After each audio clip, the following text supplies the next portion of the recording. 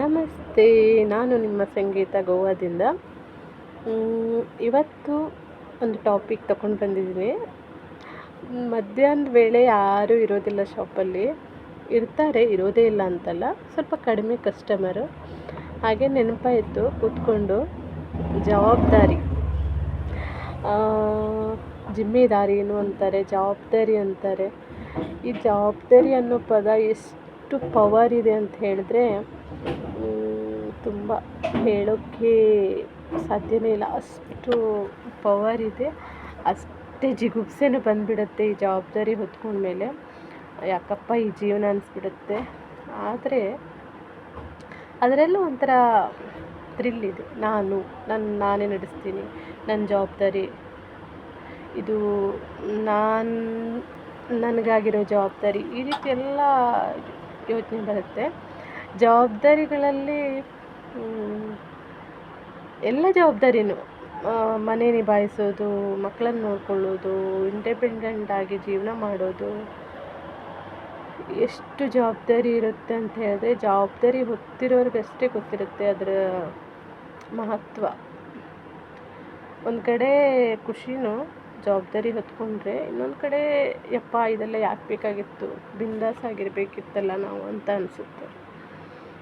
ಕೆಲವರು ಅಂತಾರೆ ನೋಡಿ, ನಾವು ಮದುವೆ ಆಗದೆ ಇರೋದೇ ಬೆಸ್ಟು, ಯಾಕೆ ಮದುವೆ, ಮನೆ, ಮಕ್ಕಳು, ಸಂಸಾರ ಅಂದರೆ ಅವ್ರಿಗೆ ಅದು ಜವಾಬ್ದಾರಿ ಬೇಡ ಅಂತ. ಇದು ನಿಜವಾಗ್ಲೂ ಜವಾಬ್ದಾರಿ ಹೊರೋದು ತುಂಬಾ ಕಷ್ಟ. ಯಾಕಂತ ಹೇಳಿದ್ರೆ ಎಲ್ಲ ನಾವೇ ನೋಡ್ಕೊಳ್ಬೇಕು, ದುಡಿಬೇಕು. ಮೇನ್ ದುಡಿದಿಲ್ಲ, ನಿಮ್ಮ ಕೈಯಲ್ಲಿ ಏನೂ ದುಡ್ಡಿಲ್ಲ ಅಂದರೆ ಹೇಗೆ ಮೇಂಟೆನೆನ್ಸ್ ಮಾಡ್ತೀರಾ? ಜವಾಬ್ದಾರಿ ಹೇಗೆ ನೋಡ್ಕೊಳ್ಳಿಕ್ಕಾಗತ್ತೆ ಅಲ್ವಾ? ಹಾಗೆ ಕೆಲವೊಂದು ಸಲ ಜವಾಬ್ದಾರಿ ನಿಭಾಯಿಸೋದ್ರಲ್ಲೇ ಲೈಫ್ ಹೋಗ್ಬಿಡುತ್ತೆ. ನಮಗೆ ನಾವು ನಮ್ಮ ಜವಾಬ್ದಾರಿ ತಗೊಳ್ಳಿಕ್ಕೆ ಆಗೋದಿಲ್ಲ ಕೆಲವೊಂದು ಸಲ. ಇದು ನನ್ನದು ಪರ್ಸ್ನಲ್ ಒಪಿನಿಯನ್ನು, ನನ್ನ ಅನುಭವ. ಯಾಕಂತ ಹೇಳಿದ್ರೆ ಕೆಲವೊಂದು ಸಲ ನಮಗೂ ಆಸೆ ಆಕಾಂಕ್ಷೆ ಎಲ್ಲ ಇರುತ್ತೆ. ಆ ಜವಾಬ್ದಾರಿ ಹೊತ್ಕೊಂಡ್ಮೇಲೆ ಅಯ್ಯೋ ಇದು ಬೇಡಾಗಿತ್ತೇನೋ. ಜವಾಬ್ದಾರಿ ತಗೊಂಡ್ಮೇಲೆ ನಮಗಾಗಿ ನಾವು ಸ್ವಲ್ಪ ಕಡಿಮೆನೇ ಜವಾಬ್ದಾರಿ ತಗೊತೀವಿ ಬೇರೆಯವ್ರ ಬಗ್ಗೆ. ಬೇರೆಯವ್ರು ಅಂದರೆ ಫ್ಯಾಮಿಲಿ ಮೆಂಬರ್ಸ್. ಹೀಗೆ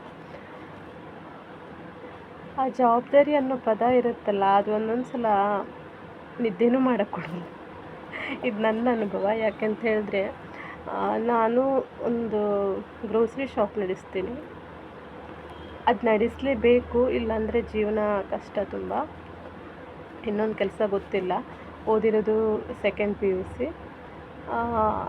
ಅದೇನಂತ ಹೇಳಿದ್ರೆ ಅಯ್ಯೋ ಬೆಳಿಗ್ಗೆ ಏಳಬೇಕು, ಬೇಗ ಏಳಬೇಕು, ಅಡುಗೆ ಮಾಡಿಡಬೇಕು, ಅದು ಮತ್ತು ಬೆಳಿಗ್ಗೆ ಹೋಗಿ ಶಾಪ್ ಓಪನ್ ಮಾಡಬೇಕು. ಈಗ ಸ್ವಲ್ಪ ಮಗಳು ದೊಡ್ಡವಳಾಗಿದ್ದಾಳೆ, ಸ್ವಲ್ಪ ಹೆಲ್ಪ್ ಆಗುತ್ತೆ. ಚಿಕ್ಕವಳಿರುವಾಗ ಅಯ್ಯೋ ಅವಳು ಬಸ್ ಮಿಸ್ ಆಗುತ್ತೆ, ಅದೊಂದು ಏನೇನು ಟೆನ್ಷನ್ ಇರುತ್ತೆ. ಅದರಲ್ಲೂ ನಾವು ಹೆಂಗಸರಿಗೆ ಅದೇನೋ ಒಂಥರ ಮಲ್ಟಿಪಲ್ ವರ್ಕ್, ಮನೆದು ಹೊರಗಡೆ ಜವಾಬ್ದಾರಿ ಎಲ್ಲ ತಲೆ ಮೇಲೆ. ಅದರಲ್ಲಂತೂ ನಮ್ಮದೆಲ್ಲ ಇನ್ನೂ ಸ್ಪೆಷಲ್. ಯಾಕಂದರೆ ಒಬ್ಬೊಬ್ಬರೇ ನಾವೆಲ್ಲ ಜವಾಬ್ದಾರಿ ಹೊತ್ಕೊಳ್ಳೋದು. ಒಂದೊಂದು ಸಲ ಬೇಜಾರು ಅನಿಸುತ್ತೆ, ಅಯ್ಯೋ ದೇವ್ರೆ, ಇಷ್ಟೆಲ್ಲ ಕಷ್ಟಪಟ್ಟು ನಮಗಾಗಿ ನಾವೇನು ತೊಗೊಳಕ್ಕಾಗಲ್ಲ. ತೊಗೊಳ್ಬೇಕಂದ್ರೆ ತೊಗೊಂಡು ಆಮೇಲೆ ಅನಿಸುತ್ತೆ ಅಯ್ಯೋ ಸುಮ್ಮನೆ ಯಾಕೆ, ಆ ದುಡ್ಡಿದ್ರೆ ಏನಾದರೂ ಯೂಸ್ ಆಗ್ತಿತ್ತು ಮನೆಗೆ, ಇಲ್ಲ ಮಕ್ಕಳ ಫೀಸಿಗೂ, ಇಲ್ಲ ಏನೋ, ಇಲ್ಲ ಕರೆಂಟ್ ಬಿಲ್ ತುಂಬಬಹುದಿತ್ತು, ರೆಂಟ್ ಕಟ್ಬಹುದಿತ್ತು ಅಂತ ಅನಿಸುತ್ತೆ. ಕೆಲವೊಂದು ಸಲ ನಾನು ಆ ಥರ ಯೋಚನೆ ಮಾಡದೆ ಏನೇನೋ ಪರ್ಚೇಸ್ ಮಾಡ್ತೀನಿ, ಅದು ಬೇರೆ ಪ್ರಶ್ನೆ. ಆದರೆ ನಮ್ಮ ಮೈಂಡಲ್ಲಿ ಅದು ಓಡ್ತಾನೆ ಇರುತ್ತೆ. ಈ ಜವಾಬ್ದಾರಿ ಅನ್ನೋದು ತುಂಬ, ಆದರೆ ಮನುಷ್ಯನಿಗೆ ಒಳ್ಳೆಯದನ್ನು ಕಲಿಸುತ್ತೆ. ಇದರಲ್ಲಿ ಒಂದು ಸಮಾಜದಲ್ಲಿ ಒಳ್ಳೆಯ ಸ್ಥಾನವೂ ಇರುತ್ತೆ. ನೋಡು, ಇವರು ಹೀಗಿದ್ದಾರೆ, ಅವ್ರ ಜವಾಬ್ದಾರಿ ತಗೊಳ್ಳಿಕ್ಕೆ ಸಲುವಾಗಿ ಆ ಮನೆತನ ಹೀಗಿದೆ, ಆ ಫ್ಯಾಮಿಲಿ ಹೀಗಿದೆ, ಅವ್ರ ಮಕ್ಕಳು ಹೀಗಿದ್ದಾರೆ, ಅಷ್ಟು ಕಷ್ಟಪಡ್ತಾರೆ, ಏನೂ ಇಲ್ಲ, ಹೇಗೆ ಬೇಕಾದ್ರೆ ಹಾಗೆ ಬೆಳೆಯುವ, ಹೇಗೆ ಬೇಕಾದ್ರೆ ಹಾಗಿರುವ ಅಂತ ಇದ್ದರೆ ಅದು ಒಂದು ವ್ಯಾಲ್ಯೂ ಇರಲ್ಲ ಆ ಲೈಫಿಗೆ ಅಂತ ನನ್ನ ಭಾವನೆ. ಹಾಗೆ ಕೆಲವೊಬ್ಬರನ್ನು ನೋಡಿದ್ದೀನಿ ನಾನು, ಅವ್ರ ಮನೆಯಲ್ಲಿ ತುಂಬ ಅಂದರೆ ಗಂಡ ಹೆಂಡತಿ ಒಂದು 4 ಮಕ್ಕಳು ಇದ್ದಾರೆ ಅಂತ ತಿಳ್ಕೊಳ್ಳುವ. ಒಬ್ಬರೇ ದುಡಿಯೋದು, ವಾರಕ್ಕೊಮ್ಮೆ 2 ದಿನ ಚುಟ್ಟಿ, 5 ದಿನ ಕೆಲಸ ಮಾಡೋದು. ಹೇಗೆ ಸಂಸಾರ ಮಾಡ್ತಾರೆ, ಹೇಗೆ ಫ್ಯಾಮಿಲಿ ಮೇಂಟೆನೆನ್ಸ್ ಮಾಡ್ತಾರೆ, ಹೇಗೆ ಅವರ ಜವಾಬ್ದಾರಿ ನಿಭಾಯಿಸ್ತಾರೆ ದೇವರಿಗೆ ಗೊತ್ತಿಲ್ಲ. ಅವ್ರದ್ದು ಇನ್ನೊಂದು ಮೆಥಡೋ ಗೊತ್ತಿಲ್ಲ. ನಾನು ತಿಳ್ಕೊಂಡಿರೋದು ಏನಂತ ಹೇಳಿದ್ರೆ, ನಾವು ಕಂಟಿನ್ಯೂ ದುಡಿತೀವಿ, ಕಂಟಿನ್ಯೂ ಕೆಲಸ ಮಾಡ್ತೀವಿ. ಒಂದೊಂದು ಸಲ ನಮಗೆ ಪ್ರಾಬ್ಲಮ್ಸ್ ಬಂದರೆ ಅಯ್ಯೋ ಇಷ್ಟೆಲ್ಲ ಕಷ್ಟಪಟ್ಟು ಏನು ಪ್ರಯೋಜನ, ಪ್ರಾಬ್ಲಮ್ಸ್ ಬರ್ತದಲ್ಲ ಅಂತ ಅನ್ನೋ ಒಂಥರ ಭಾವನೆ. ಆದರೂ ಅದು ನಾವು ಸಾಲ್ವ್ ಮಾಡುವಷ್ಟು ಕೆಪಾಸಿಟಿ ನಮ್ಮಲ್ಲಿರುತ್ತೆ. ನಾವು ಹೆಂಗೋ ಅದನ್ನು ಪ್ರಾಬ್ಲಮ್ ಸಾಲ್ವ್ ಮಾಡ್ಕೊತೀವಿ, ಅದು ಬೇರೆ ಪ್ರಶ್ನೆ. ಒಟ್ಟಾರೆ ಈ ಜವಾಬ್ದಾರಿ ಅನ್ನೋ ಪದ ಇದೆಯಲ್ಲ, ತುಂಬ ತುಂಬ ತುಂಬ ತುಂಬ ತುಂಬಾ ಹೆಡೇಕ್, ತಲೆ ನೋವು. ಒಂದೊಂದು ಸಲ ಅನಿಸುತ್ತೆ, ಅಯ್ಯೋ ದೇವರೇ, ನಮ್ಗೆ ಯಾರಾದರೂ ಇವತ್ತು ಅಡುಗೆ ಮಾಡಿಕೊಟ್ರೆ ತಿನ್ಬೋದಿತ್ತೇನೋ, ಅಯ್ಯೋ ದೇವರೇ, ಇವತ್ತು ಯಾರಾದರೂ ಶಾಪಲ್ಲಿ ಕೂತ್ಕೊಂಡ್ರೆ ಆರಾಮ್ ಮನೇಲಿ ಮಾಡ್ಬೋದಿತ್ತೇನೋ, ಈ ಥರ ಎಲ್ಲ ಮೈಂಡಲ್ಲಿ ಬರುತ್ತೆ. ಆದರೆ ಅದೇನೂ ಒಂದೊಂದು ಸಲ ವರ್ಕ್ ಆಗಲ್ಲ. ಧೈರ್ಯ ಬೇಕು. ಏನು ಬಂದ್ರೂ ಎದುರಿಸ್ತೀನಿ.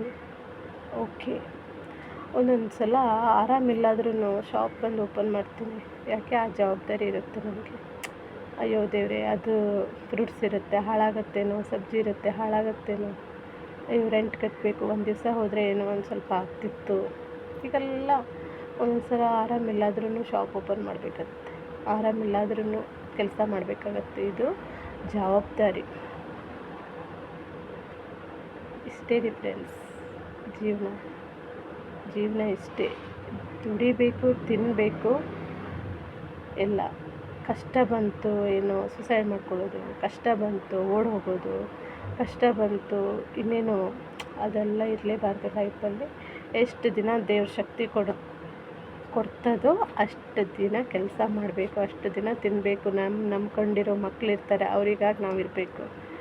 ಜನ 100 ಅದ್ರ ಬಗ್ಗೆ ಎಲ್ಲ ತಲೆ ಕೆಡಿಸ್ಕೊಳ್ಬಾರ್ದು.